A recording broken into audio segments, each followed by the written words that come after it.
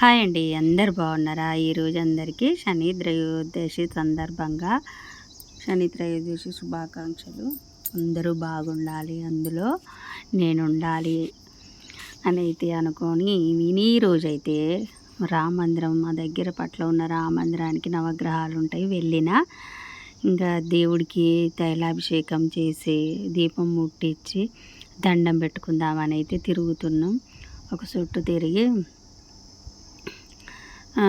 First శివలింగానికి దండం పెట్టుకొని నవగ్రహాల చుట్టూ దీపం పెట్టి ఒక చుట్టూ తిరిగి అయితే కాలు కడుక్కొని ఇక వెంకటేశ్వర స్వామి దర్శనం చేసుకుందామని అయితే పోదామని ఒక చుట్టూ తిరిగి దండం పెట్టుకొని అయితే పోదామని అయితే అనుకుంటున్నా. మా ఇంటి పక్క పిల్లలు కలిసిండ్రు గుళ్ళే. మా ఇంటి పక్క కొద్దిగా 2 ఇళ్ళ తర్వాత ఉంటారు వాళ్ళు.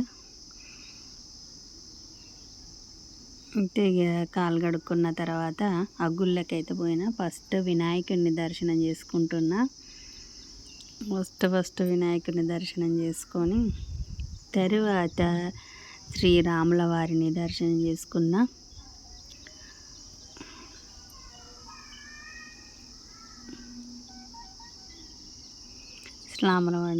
రాముడు సీత ఫస్ట్ అయితే వినాయకుడు ఉంటాడు, ఆ తర్వాత రాముడు సీత ఉంటాడు, ఆ తర్వాత పద్మావతి అమ్మవారు ఉంటారు, మధ్యలో వెంకటేశ్వర స్వామి వాళ్ళు ఉంటారు, ఆ తర్వాత అండాల అమ్మవారు ఉంటారు.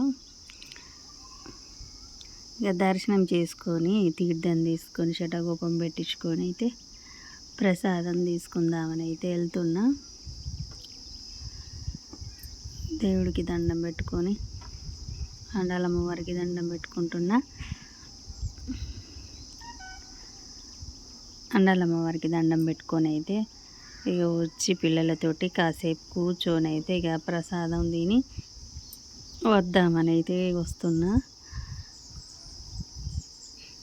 ఎందుకంటే శని త్రయోదశి రోజు శని దేవునికి నువ్వుల నూనెతోటి అభిషేకం చేస్తే మన శని దోషాలు ఉంటే పోతాయి అన్న ఉద్దేశంతో అలా శని త్రయోదశి కదా, పోయినసారి నాకు వీలు కాలేదు, అందుకే ఈరోజు గుడికి అయితే వెళ్ళి ప్రసాదం తీసుకొని ఒక పిల్లలందరి చేత ఒక వీడియో తీసుకొని ఆ తర్వాత ఫోటోలు తీసుకున్నాము.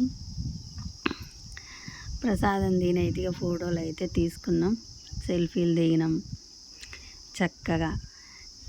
ఇక అందరం కలిసి అయితే గుడి బయట ఫోటోలు దిగిన తర్వాత ఇక ఇంటికైతే వాళ్ళ తాత వదిలిపెట్టిపోయిన నాతో వచ్చారు, వాళ్ళు నడిచి ఇంటి దాకా బయటికి అయితే వస్తున్నాం. ఓకేనండి, శని త్రయోదశి ఈ విధంగా జరిగింది, గుడి ఈ విధంగా చూశారు కదా. నా వీడియో నచ్చినట్లయితే లైక్ చేసి సబ్స్క్రైబ్ చేయండి. బాయ్ మరి.